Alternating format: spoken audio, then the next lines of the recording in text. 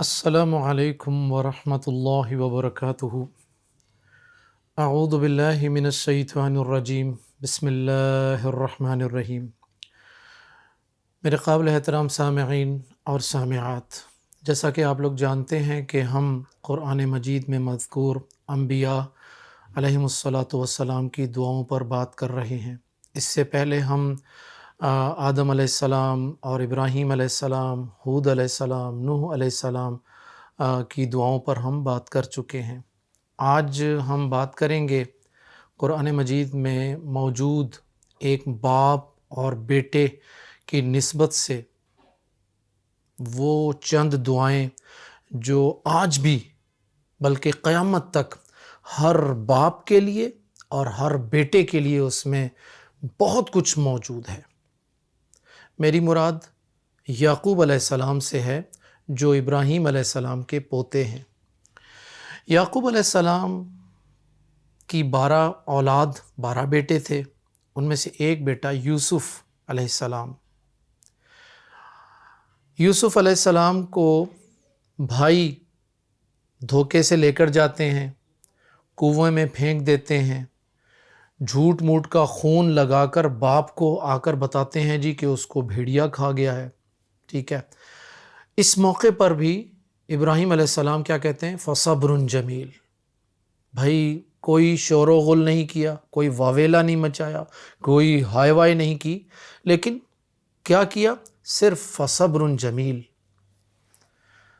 اور اس کے بعد اپنے بیٹے کی یاد میں اتنا روتے ہیں کہ قرآن کہتا ہے کہ ان کی آنکھیں سفید ہو گئی تھیں، وَابْيَضَّتْ عَيْنَاهُ، آنکھیں سفید ہو گئی تھیں۔ یوسف علیہ السلام مصر پہنچتے ہیں، اور مصر پہنچ کر وہاں پر وہ وزارت خزانہ یا وزارت خوراک کی سیٹ پر جا کر فائز ہوتے ہیں۔ جب قحط سالی والا معاملہ آتا ہے تو اس موقع پر یعقوب علیہ السلام اپنے بیٹوں کو بھیجتے ہیں، اور کسی وجہ سے یوسف علیہ السلام بنیامین کو ایک طریقے سے اپنے پاس روک لیتے ہیں۔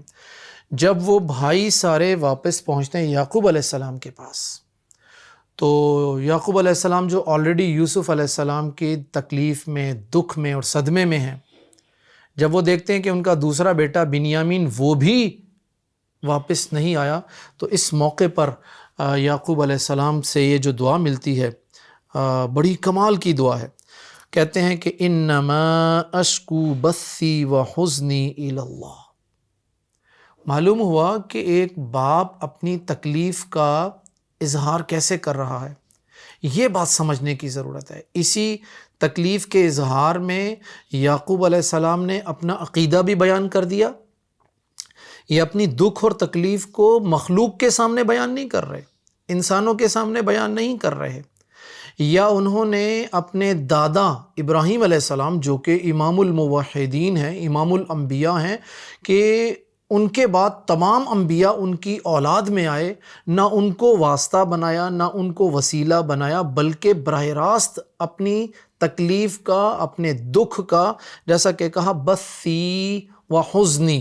بثی وہ دکھ اور تکلیف ہوتا ہے جو انسان کے اندر، اور حزن جس کا اظہار کیا جا سکتا ہے، یعنی وہ دکھ جو اپنے اندر موجود ہے، اور وہ دکھ جس کا اظہار کر رہے ہیں وہ صرف اللہ تعالیٰ سے انہوں نے اس دکھ کا اظہار کیا۔ تو یہ دعائیہ اسلوب میں موجود یعقوب علیہ السلام کی یعقوب علیہ السلام کے یہ جو کلمات ہیں، یہ حقیقت میں آج کے دور میں بھی اگر کوئی باپ اپنی اولاد کی طرف سے کسی بھی ذہنی، جسمانی، روحانی، معاشی، کسی بھی اعتبار سے تکلیف میں ہے، دکھ میں ہے، اس کی سمجھ میں نہیں آ رہا، دنیاوی اعتبار سے سارے دروازے بند ہو چکے ہیں، تو وہاں پر وہ یعقوب علیہ السلام کے ان کلمات کو اختیار کر سکتا ہے۔ جیسا کہ میں نے پہلے آپ کو بتایا تھا، پہلے کسی نبی کی دعا کے حوالے سے، کہ انبیاء کی دعاؤں کا پس منظر اگر ہمارے سامنے موجود ہو تو ہم انبیاء کرام علیہم الصلاۃ والسلام کی ان دعاؤں کو اپنی زندگی میں اختیار کر سکتے ہیں، اس مناسبت سے، وہ مناسبت جو ان انبیاء کو بھی پیش آئی۔ تو یہاں پر چونکہ ایک باپ اپنے بیٹے کے ساتھ محبت کا اظہار کر رہا ہے، ایک باپ اپنے بیٹے سے برسہ برس سے ملا نہیں ہے، اس سے جدائی، دوری کی تکلیف سے گزر رہا ہے، تو اللہ کے سامنے کوئی شکوہ نہیں کیا، کوئی شکایت نہیں کی، یہ نہیں کہا اللہ میں تیرا محبوب بندہ ہوں۔ تو آپ ذرا سوچیں، آج ہم اللہ تعالیٰ سے بسا اوقات شکوہ کرتے ہیں، وہاں یعقوب علیہ السلام کوئی شکوہ نہیں کر رہے، کوئی شکایت نہیں کر رہے، کوئی شور و غل، کوئی واویلا نہیں کیا، انہوں نے صرف یہ کہا کہ اللہ میں تیرے سامنے اپنی تکلیف، اپنا دکھ، اپنا صدمہ رکھ رہا ہوں۔ تو یہ یعقوب علیہ السلام کی یہ جو دعا تھی، یہ ہمارے لیے، ہمارے معاشرے میں موجود ہر باپ کے لیے ہے جو اپنی اولاد کے حوالے سے کسی بھی اعتبار سے پریشان ہے۔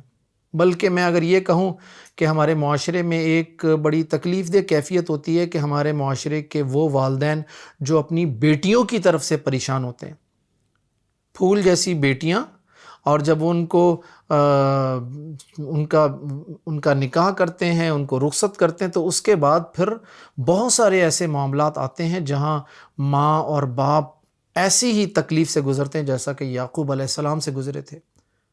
تو اللہ تعالیٰ نے ان کی اس دعا کو قبول کیا۔ دیکھیے ذرا کہ یوسف علیہ السلام بھی مل گئے اور بنیامین بھی مل گئے اور پورا خاندان ایک جگہ جمع ہو گیا۔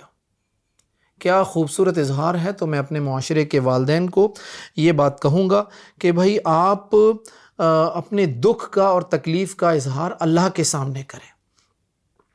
دکھ کے اور تکلیف کے اظہار میں اسلام ہمیں روکتا نہیں ہے، لیکن اس کے لیے ہمیں طریقے ضرور بتاتا ہے۔ ایسا اظہار نہیں ہونا چاہیے جو جس میں ناشکرہ پن سامنے آ رہا ہو، نوحہ خانی جس میں آ رہی ہو، ہائے وائے سامنے آ رہی ہو، ایسی تکلیف یا دکھ کا اظہار ہمارے سامنے نہیں ہونا چاہیے۔ تو یہ تھا یعقوب علیہ السلام کی دعا، جس میں ہمارے والدین کے لیے، ہمارے معاشرے کے والدین کے لیے ایک سبق موجود تھا، لرننگ لیسن موجود تھا۔ میں یعقوب علیہ السلام کی اسی دعا پر اکتفا کرنا چاہوں گا۔ گو ہمارے لیے تربیتی اعتبار سے تو یعقوب علیہ السلام کی اور بہت ساری باتیں جو انہوں نے اپنے بیٹوں سے کی ہیں، جس میں دعائیہ اسلوب پائے جاتے ہیں، اس پر بھی تفصیل سے بات کی جا سکتی ہے، لیکن میں صرف اسی ایک اظہار یا بیانیہ یا دکھ یا تکلیف کے اظہار کو جو دعائیہ اسلوب میں ہے اسی پر اکتفا کرنا چاہوں گا۔ السلام علیکم ورحمۃ اللہ وبرکاتہ۔